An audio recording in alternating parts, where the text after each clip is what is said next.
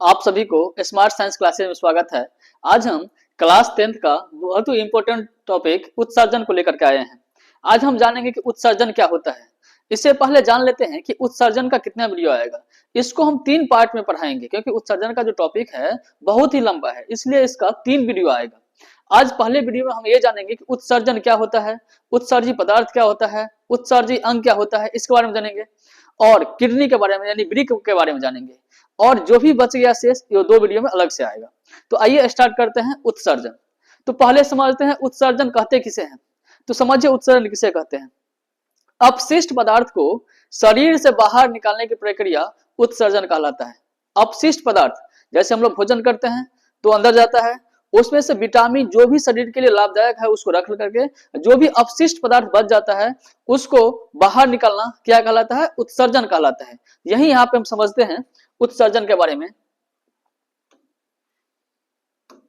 यहां देखिए उत्सर्जन, उत्सर्जन के बारे में पहले हम समझ लेते हैं कि जीवों के शरीर में उपापचायी क्रिया, उपापचायी क्रिया क्या होता है, हम लोग जो खाना खाते हैं उसके फलस्वरूप जो भी विटामिन या जो भी प्रोटीन वहां मिलता है उसको रख करके और जो भी अपशिष्ट पदार्थ है वहीं लिखा गया है कि उपापचायी क्रियाओं के फलस्वरूप उत्पन्न अपशिष्ट पदार्थ का निष्कासन उत्सर्जन कहलाता है ना। उपापचायी क्रियाओं के फलस्वरूप जब हम लोग भोजन करते हैं तो वहां पे जितना भी विटामिन है प्रोटीन है उसको रख करके और उसको बाहर निकालना उत्सर्जन कहलाता है।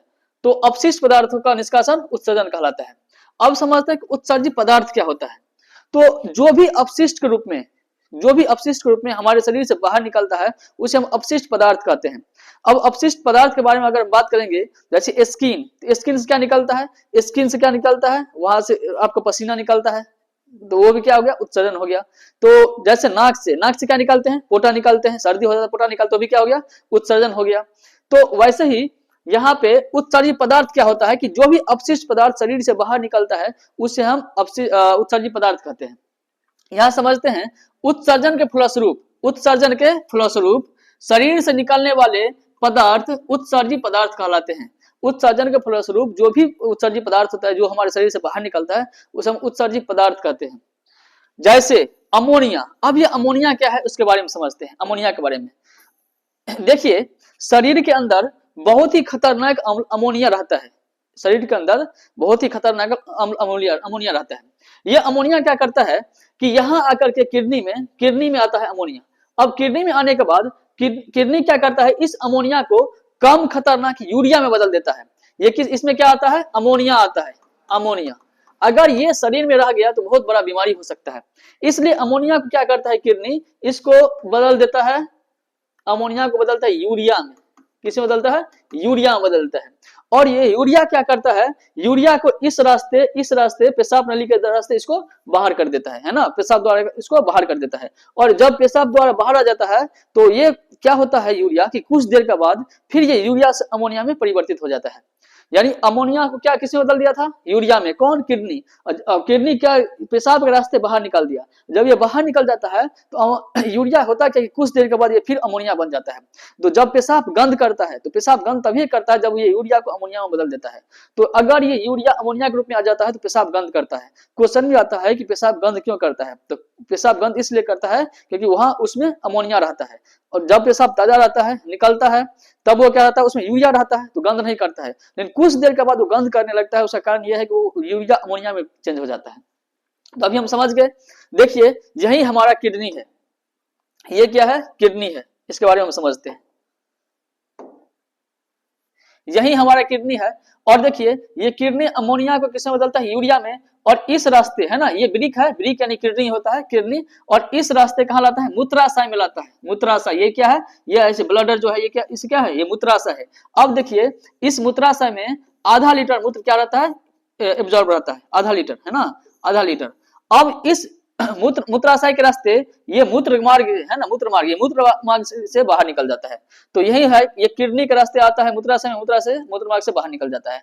और ये देखिए यहाँ शरीर से इसमें कौन सा क्या आ गया, अमोनिया। अमोनिया से किडनी किसने बदल दिया, तो किडनी बदल दिया यूरिया में। और यूरिया इस रास्ते से आकर के ये बाहर आकर के, तो यूरिया आता है पेशाब के रास्ते और पेशाब के रास्ते बाहर आता है। कुछ देर के बाद फिर ये क्या होता है, अमोनिया में परिवर्तित होता है। और जब ये अमोनिया में परिवर्तित होता है तब ये पेशाब क्या करता है, गंध करता है। तो यही हमारा क्या हो गया, किडनी का फिगर हो गया। ये किडनी देखिए, हम किडनी के बारे में अभी डिटेल में जानेंगे। ये किडनी का फिगर है, क्वेश्चन भी पूछता है कि इसका डायग्राम बनाने के लिए क्लास 10th में। तो यहाँ देखिए मनुष्य में उत्सर्जन को समझते हैं। मनुष्य में उत्सर्जन क्या क्या होता है। तो यहाँ पे जंतुओं में पहले उत्सर्जन है ना, जंतुओं में उत्सर्जन, एक कोशिकीय जंतु या सरल बहुकोशिकीय जंतुओं में उत्सर्जी पदार्थों का निष्कासन के लिए विशेष अंग नहीं होते हैं, है ना। एक कोशिकीय जंतु में जैसे उत्सर्जन के लिए विशेष अंग नहीं होता है। ये अपने उत्सर्जी पदार्थ का निष्कासन शरीर की सतह द्वारा विसरण क्रिया से करते हैं। किसके द्वारा करते हैं? विसरण क्रिया से। कुछ जीव क्या होता है, सूक्ष्म जीव जो क्या होता है, छोटा छोटा जीव, उसमें उत्सर्जन के लिए उत्सर्जी अंग नहीं होता है, तो वो क्या करते हैं, वो विसरण द्वारा क्या करते हैं, उत्सर्जन करते हैं, विसरण द्वारा। लेकिन जटिल बहुकोशिकीय जंतुओं में, जो जंतु क्या है, जटिल है, लंबा है, जैसे मनुष्य हो गया, है ना, जानवर हो गया, ये सब हो गया, तो जटिल है, थोड़ा बड़ा है, तो जटिल बहुकोशिकीय जंतुओं में उत्सर्जी पदार्थ के निष्कासन के लिए विशेष अंग पाए जाते हैं। क्या पाया जाता है? विशेष अंग पाए जाते हैं। जैसे मनुष्य में क्या पाया जाता है? किडनी पाया जाता है ना, चमड़ा पाया जाता है, फेफड़ा पाया जाता है ना, लंग्स पाया जाता है। तो वैसे ही विशेष अंग पाया जाता है, वो उत्सर्जी अंग कहलाते हैं। क्या कहलाते हैं? उत्सर्जी अंग कहलाते हैं। अब समझते हैं कि मनुष्य में उत्सर्जन क्या क्या होता है, मनुष्य में उत्सर्जन कैसे होता है। यहाँ देखिए उत्सर्जन के बारे में समझते हैं। मनुष्य में उत्सर्जन, मनुष्य में वृक्क से संबंध मूत्रवाहिनी, मूत्राशय, मूत्रमार्ग उत्सर्जन में भाग लेते हैं। उत्सर्जन में भाग कौन कौन लेते हैं? तो लेते हैं मूत्रवाहिनी, मूत्राशय, मूत्रमार्ग। क्वेश्चन आ सकता है कि मनुष्य में उत्सर्जन में भाग कौन लेता है? ये लेता है मूत्रवाहिनी, मूत्राशय और मूत्रमार्ग। यहां समझते हैं वृक्क के बारे में, वृक्क यानी किडनी के बारे में।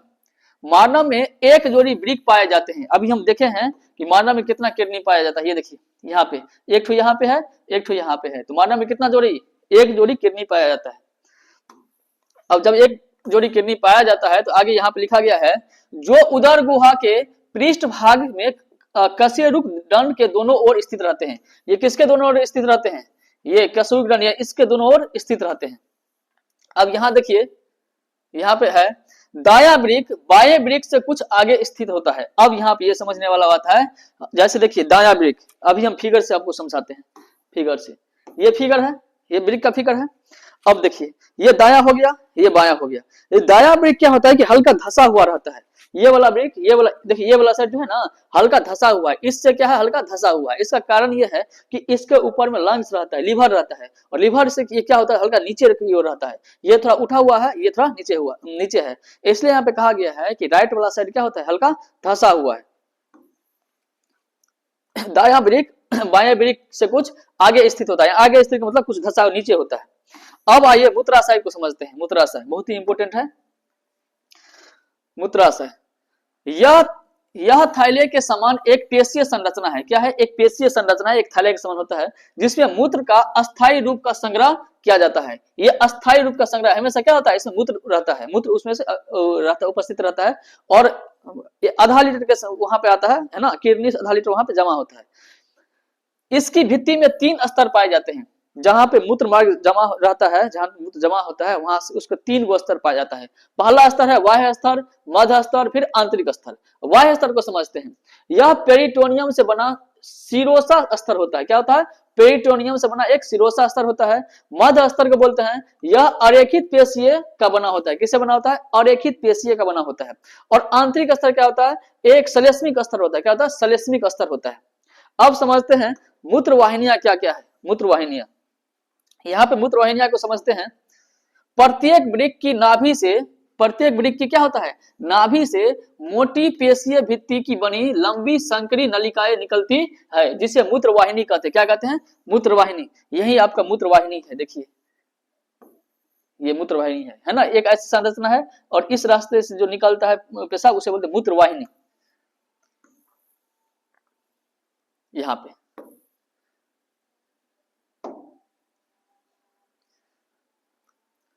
प्रत्येक वृक्क की नाभि से मोटी पेशीय भित्ति की बनी लंबी संकरी नलिकाएं निकलती है, इसे मूत्रवाहिनी कहते हैं। मूत्रवाहिनी का वृक्क में स्थित प्रारंभिक भाग चौड़ा, प्रारंभिक भाग क्या होता है? चौड़ा। जब यहाँ पे किडनी से निकलता है तो प्रारंभिक भाग थोड़ा चौड़ा होता है, चौड़ा थोड़ा कीप नुमा होता है। क्या होता है? ये ऐसे होता है, ऐसे होता है, कीप नुमा ऐसे। फिर यहाँ पे ब्लडर रहता है, यानी मूत्रमार्ग रहता है, मूत्राशय रहता है, और मूत्रमार्ग से बाहर निकलता है, तो कीप नुमा होता है। ये कीप जैसे होता है, जिसे वृक्क श्रेणी कहते हैं। क्या कहते हैं? वृक्क श्रेणी कहते हैं। अब समझते हैं मूत्र मार्ग को, है ना। मूत्र मार्ग, मूत्राशय की ग्रीवा से एक पतली नलिका निकलती है जिसे मूत्र मार्ग कहते हैं। क्या कहते हैं? मूत्र मार्ग। यहीं से एक नली निकलता है, उसे क्या बोलते हैं? मूत्र मार्ग कहते हैं। मूत्र मार्ग द्वारा मूत्र शरीर से बाहर निकलता है। किससे निकलता है? मूत्र मार्ग द्वारा मूत्र शरीर से बाहर निकलता है। बहुत ही इंपॉर्टेंट टॉपिक है, यहाँ से क्वेश्चन बनता है ऑब्जेक्टिव। यहाँ देखिए, अब समझते हैं मूत्र मार्ग। मूत्र मार्ग पर अवरोधी पेशी उपस्थित होती है जो समानतः मूत्र मार्ग को कसकर बंद रखती है।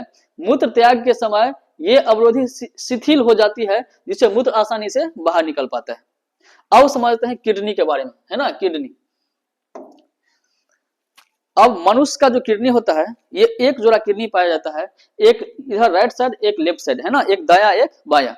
एक दाया वाला जो देखिए, दाया वाला किडनी हल्का धसा हुआ रहता है। ऊपर में क्या होता है? लंग्स यानी लिवर के यहाँ ऊपर में लिवर रहता है, जिससे क्या होता है कि दाया वाला साइड, दाया वाला क्या होता है? किडनी हल्का धसा हुआ रहता है, और बाया वाला क्या होता है? हल्का उठा हुआ रहता है। यही हमारा किडनी है। और क्या होता है? किडनी के अंदर में आ जाता है अमोनिया। कौन आता है? अमोनिया। यहाँ से अमोनिया एंट्री करता है, और ये अमोनिया क्या करता है? अमोनिया को ये यूरिया में बदल देता है, यूरिया में। क्योंकि अमोनिया अगर हमारे शरीर में रहेगा तो अमोनिया बहुत गंद करता है, और ये बहुत ही हमारे शरीर के लिए उतना लाभदायक नहीं है। तुरंत यहाँ से बीमारी हो सकता है। इसलिए अमोनिया को क्या करता है? यूरिया में चेंज करता है। यूरिया भी खतरनाक अम्ल है, इससे भी बीमारी हो सकता है। तो ये यूरिया में कन्वर्ट कर करके फिर इस रास्ते से, पेशाब के रास्ते, इसको बाहर कर देता है। कुछ देर के बाद पेशाब गंद करता है। उसका कारण यही है कि ये यूरिया जो है फिर से अमोनिया में परिवर्तित हो जाता है। जो अमोनिया को यूरिया में बदलते हैं, और फिर यूरिया क्या होता है? फिर अमोनिया में कुछ देर के बाद बदलता है। कोई क्वेश्चन पूछता है कि पेशाब गंद क्यों करता है, तो पेशाब क्या करता है? उसमें अमोनिया रहता है, और अमोनिया की वजह से गंद करता है। कभी कभी क्वेश्चन आता है कि पेशाब का पीला रंग क्यों होता है ना। जब पेशाब कभी कभी पीला हो जाता है, तो पीला रंग क्यों होता है? तो उसमें हीरोक्रोम के कारण, है ना, पेशाब में उपस्थित हीरोक्रोम के कारण उसका रंग पीला होता है। यही किडनी है, इसके बारे में समझते हैं।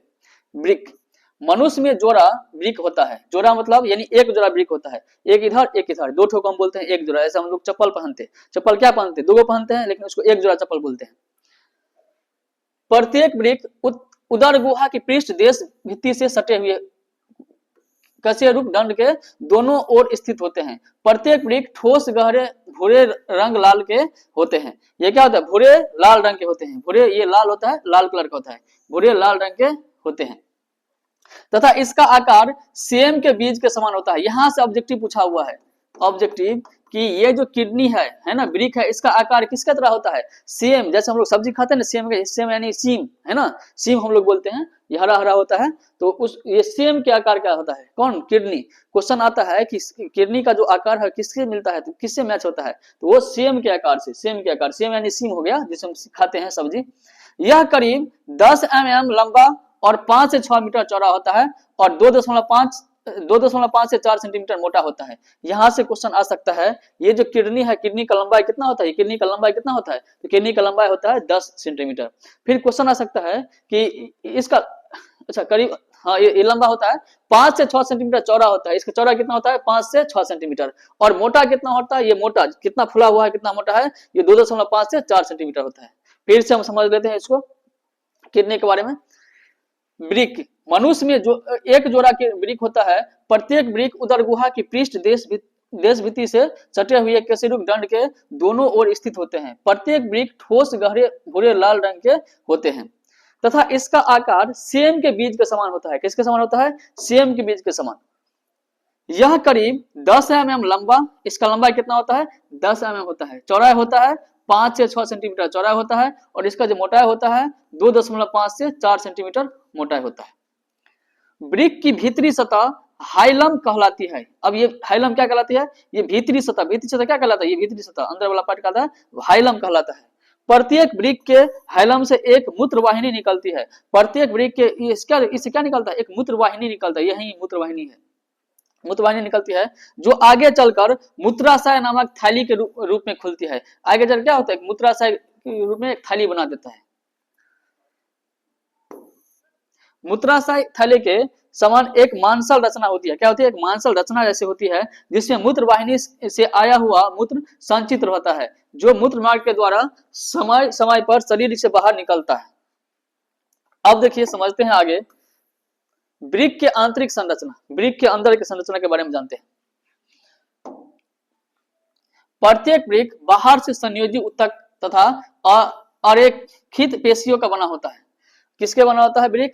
प्रत्येक वृक्क बाहर से संयोजी ऊतक तथा अरेखित पेशियों का बना एक पतले कैप्सूल से ढका होता है। एक कैप्सूल से क्या होता है? ढका होता है और सेम के बीज के आकार का होता है।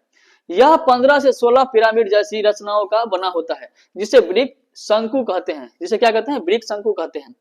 प्रत्येक वृक्क में सूक्ष्म लंबी कुंडलित नलिकाएं पाई जाती है, जो नेफ्रॉन या वृक्क नलिकाएं कहलाती है। क्या कहलाते हैं?